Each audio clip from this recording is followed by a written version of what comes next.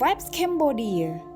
ជីវិតការសន្តានាមួយដែលនាំយកសម្លេងរឿងរ៉ាវនិងបទពិសោធន៍របស់សិល្បករសិល្បករនីមកចែករំលែកជូនទស្សនិកជនបច្ចុប្បន្ននេះសិល្បៈនៅកម្ពុជាកំពុងវិវត្តយ៉ាងរស់រវើកសិល្បករប្រៀបដូចជាភ្លើងគប់បំភ្លឺវប្បធម៌បន្លឺសម្លេងឆ្លុះបញ្ចាំងទស្សនវិជ្ជាសង្គមនិងបំផុសការផ្លាស់ប្ដូរតាមរយៈភាពច្នៃប្រឌិតនៃស្នាដៃសិល្បៈរបស់ពួកគេយើងនឹងនាំយកសម្លេងសិល្បករទាំងនេះមកចែករំលែកជាមួយអ្នកទាំងអស់គ្នាដើម្បីបំផុសគំនិតបង្កើតការសន្ទនានិងពង្រីកការយល់ដឹងអំពីសិល្បៈសង្គម